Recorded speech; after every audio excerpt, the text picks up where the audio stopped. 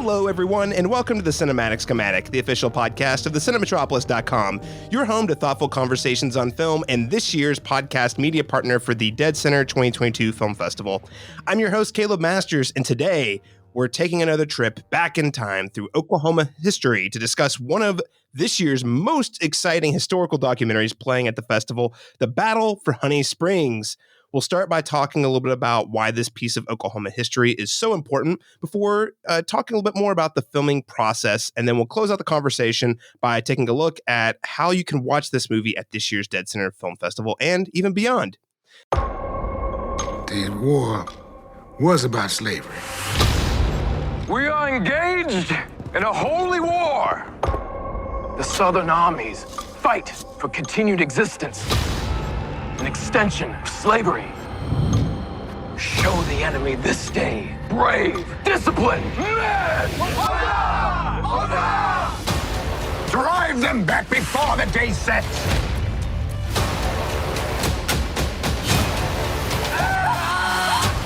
Their lives falling back! Ready! Aim! Fire! According to the Dead Center website, the Battle of Honey Springs can be described as North or South, whichever side controlled Indian Territory, controlled the fate of slavery west of the Mississippi. In the end, the battle at Honey Springs would be remembered as the climactic engagement within Indian Territory and the most diverse battle in American Civil War history. On July 17th of 1863, Major General James G. Blunt marched 3,000 Union soldiers through rain and river and initiated a brazen attack against a Confederate army twice his number. Led by the 1st Kansas, the Union forces drove the rebels from their stronghold at the Honey Springs Depot, securing the major supply route known as the Texas Road. The Battle of Honey Springs takes you inside the fight, from the generals and their warfare tactics to the men on the ground, including the 1st Kansas made up of all freed black slaves, eager to show their worth and bravery in the fight to emancipate all their Southern brothers. And to the Creek, Cherokees, and other tribes of Oklahoma, Native Americans were divided by a white man's war, fighting to return to the lands they once called home. Joining me today to talk about the Battle of Honey Springs is the film's director and screenwriter, Bryan Beasley. Bryan, you joined us last year. Welcome back to the Cinematic Schematic. Hey, Caleb. Thanks for having me back. Yeah, we're super excited to have another film in Dead Center and super excited to be on the podcast. Whenever I heard that you had a film in this year's festival, I couldn't resist a chance to talk with you more. Now, listeners, before we get into today's conversation, I did just want to quickly note that if you are listening to the show today and you enjoy the conversation, please make sure to support the show by subscribing and leaving us a rating and review on your preferred podcast app. This is going to be super important for those of you who are attending this year's Dead Center, as we have I think around 10 or so exclusive interviews for covering Dead Center this year that you're going to want to make sure to check out. And you're going to get those right away before anyone else by subscribing via your preferred podcast app. Now, without further ado, I'm so excited to dive into the Battle of Honey Springs, Bryan. And before we go any further, there might be some of our listeners here who might not be as familiar with the history behind the film. So just to add a little bit of context, last year, you and I spoke about your short film, The Long Road to Liberty, where you spotlighted the African-American experience in Oklahoma. So keeping that in mind, what made the Battle of Honey Springs your choice for the next film? Well, it's interesting, Caleb. This question that runs right into COVID, because actually we shot the Battle of Honey Springs before we shot A Long Road to Liberty. A Long Road to Liberty actually came out of Battle of Honey Springs. A major part of the story, the Civil War story, is the 1st Kansas, which was the first African-American soldiers. They were newly freed slaves that had fled to Kansas and then enlisted and then basically came back into Indian Territory because it wasn't Oklahoma yet during the Civil War, and fought for the Union. They fought to free their fellow slaves.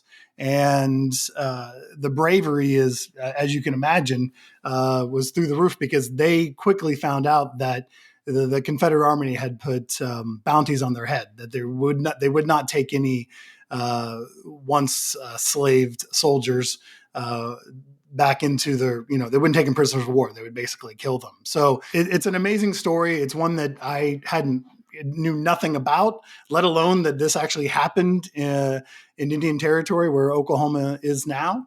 And so it was a real pleasure to be a part of it. It's probably the best thing I've ever directed. And I was very excited. But to go back to your question, once we started doing the research on this, the stuff, the subject of what we focused on in A Long Road to Liberty, a lot of that kept coming up with the all black towns that used to be in Oklahoma, which then of course led us to Black Wall Street. And, A Long Road to Liberty was a much easier film to complete, especially during COVID. And the Battle of Honey Springs, there was just so many different moving parts. And so it kind of had to be on the back burner a little bit before we could get it complete. Right. And I mean, of course, you mentioned that. I mean, the scale for the Battle of Honey Springs, clearly, this is a much larger scope than your last project there. So, I mean, could you tell me a little bit more about how you approached filming the battles, especially here in Oklahoma? So I was super excited. Dr. Bob Blackburn, who ran the Oklahoma History Center and who I'd worked with on a few different projects, called me up, I think early 2019, and was like, we're finishing the museum out at the battlefield, which is in Chakota, Oklahoma, and we would really love to have a film about the battle. And he pitched me this all-inclusive 3-screen theater that they're going to build, and we're going to put you right in the middle of the action. And that's where this film came out of. And when he kind of pitched it to me, I was like, well, that's great. I want to do that. I want to film these battle scenes, but let's go one step further. And let's sit down and do some interviews and let's make a half hour or under a half hour documentary that could eventually play on PBS, and we'll get people excited and they'll go to the museum. So if you go to the museum, you can go there today. The short version, the 12-minute version, is playing there on this special theater that they bought for it. And so it kind of all came out of that. And we had to put the viewer in the middle of the battle. So you will basically, we pick certain historical figures, we fictionalize certain other historical figures, and they actually break the fourth wall. They talk right to the audience. And then in the longer version that you'll see at Dead Center, we supported all of these battle scenes and all of these monologues that we have in the reenactments with proper interviews from historians to kind of give it more of a historical perspective. But yeah, it's I've never had the opportunity to direct anything like this. It was a blast. We shot for a few days actually on the actual battlefield. We had almost 40 reenactors come out. One day we shot all the Union stuff, and then they changed clothes. We put them in the grays, and they shot all the Confederate stuff. And then we, did casting. Everyone on the crew and the cast was either from Oklahoma or Texas. It was all locally sourced, and found some insanely talented actors to come in and play our generals, to play our foot soldiers. And it was amazing. I mean, the reenactors took it to a whole new level. They knew what they were doing. The museum obviously oversaw everything from what guns, what muskets they had, who was wearing what uniform, what was on the horses, what was on the cannons. And it was amazing. And we had a real blast shooting it out there. So, I mean, as the film's director, what was that process like collaborating? You talk about the props being very historical. Did that make your job a little simpler, or did that create, what was that process like, saying, hey, this is what's practical, this works on film? I'd love to hear more about that. Yeah, because I'm, I've done some narrative stuff, but usually my thing is it's B-roll and we're shooting some interviews. So this was definitely very different. There's a huge narrative aspect to this. It was, I had the biggest crew I've had before. I think Minori, the movie Minori, had just finished shooting, and we basically took their entire crew. So they had just come off that. So much so that a few of the cast and I think the DP from Minori they were so interested about this Civil War thing that was happening in Oklahoma that they all came and visited set. So we took everyone that Oklahoma had that could work below or above the line. We took them all. I had the 3 best ADs in town working with me. It was a fine old machine. Jamie Roma, my producer, and her staff, there's a lot of planning that was involved in this. I mean, we worked months making sure that everything was right. And listen, the script, since we had these monologues, they all had to be absolutely historically correct. I remember the first draft I turned in. I think I had a scene at the very end of it where General Blunt, who is the Union general, like he's back at Fort Gibson, and they're like doing a toast with like whiskey, and it was a very like Hollywood ending. And the museum came in like this is not what happened. We can't show this. It's like this is a little over the top. I was like, okay, well, what would have happened? They would have marched back and like restocked and been ready for a counterattack. I was like, okay, so we'll put them down going down the marching back to northern Oklahoma on the Texas road.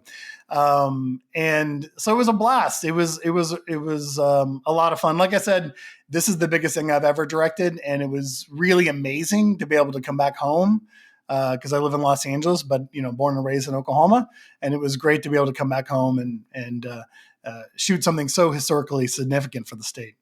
One thing I wanted to hone in on here before we begin to wrap up, you mentioned the variety of different types of shots you have in the film. And it's something that really stuck out to me when I was watching it. You guys have close-ups to monologues to wider shots off the battle. Most specifically, the way they're edited together, it kind of jumps around really quickly. Again, I thought was some pretty impressive filmmaking. So how did you go about determining exactly how to frame and edit these shots together? So it was a bit of a tightrope, especially when at the very end I'm like, hey, let's do a 30-minute version, because we literally had to, it was heavily storyboarded. The whole project was for the battlefield, for the museum there in Chakotay, and these 3 screens. So we actually have a lot happening right at camera. Like we have, obviously, the main characters are breaking the fourth wall. They're talking right to the audience that would be sitting in that theater. But on screen left and screen right, they're like, especially in the battle scenes, they're firing right at the camera, which isn't the way you would direct a narrative film. It's kind of, it doesn't feel right because you're like, why is everything happening right at me? So there was some supplemental stuff that we shot knowing we were going to do this longer version, but a lot of it, in the 30-minute version, we use I don't think there's a shot we don't use that we got, that we kind of crammed in there. So it was a little, there was a little bit of a tightrope that we had to walk to make sure that it flowed okay. But I think it looks great. And again, I had an amazing storyboard artist that works for Marvel, and we sat down and we really combed through these shots and made sure that everything was exactly the way it needed to be. And everybody on set had those because there was just confusion of like, where's the eye line on this? Like, where should the actor be looking? And it's like, well, he's screen left, so he'd be looking to his left because he's looking at the center screen, and there was stuff like that. And so I think even like you were saying, the fast edits, a lot of that probably just came out of like, we were really kind of like shoehorning certain things in, especially for the 30-minute cut of like, his eye line isn't totally correct. All right, let's just cut away as quick as possible. So, which, helps with the action sequences, honestly. No, it did, because it kind of keeps this kinetic energy. I feel like it was something I don't see super often in like historical stories, especially the way, because you guys are combining sort of like the documentary, but also with the narrative piece, right? Because Totally. Interviews, you've got the reenactment, and then you've got like this narration all kind of going on at the same time. Yeah, and there's the Ken Burns aspect. Like there's no shortage of historical photos and the longer piece and stuff like that. And you're right. Listen, I am always, when I'm in the edit room, I'm always like, especially because we couldn't deliver something to the museum that was over 15 minutes long because no one's going to sit there. They want to get out on the battlefield. That was the whole point. Like they go through the museum, they watch this quick film about what the battle was like, and then they actually exit and they're on the actual hollowed ground. Even in the 30-minute cut, it was like, we got to keep it moving, we got to keep it coming at them, and so that was the whole point. Bryan, it's been so much fun speaking with you about this. Is there anything specifically as we begin to wind down that you hope our listeners can take away from this historical documentary and reenactment? Yes. The big thing, and the whole reason this film even exists, is to get people to go out to the battlefield, go out to the Honey Springs Battlefield Museum. They have a beautiful museum that they've been working on for years out there. You can see a different version of this film there that's, like I said, very interactive. It puts you into the battle. We really want people to go find this Oklahoma history, and it's just 2 hours outside of Oklahoma City, and it's absolutely amazing. And you get to walk on the battlefields. Like when you watch the movie, you will get to go walk and stand exactly where these historical events happen. So and of course, check us out at Dead Center. We play this Saturday at 11 a.m. at Harkins downtown. All right, great, Bryan. And for our listeners who want to keep up with more of your work outside of just the Battle of Honey Springs, where can they keep up with you and your work online? BryanBeasley.com, or you can see my Instagram at Bryan Beasley Photo. All right, Bryan. Well, hey, thanks so much for your time today. It was a pleasure speaking to you on the Cinematic Schematic. Caleb, thank you so much for having us.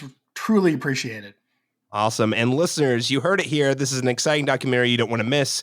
Again, it's going to be at the Dead Center Film Festival, The Battle of Honey Springs, this Saturday, June 11th at 11 a.m. Central Standard Time. And as Bryan mentioned, it is a free screening.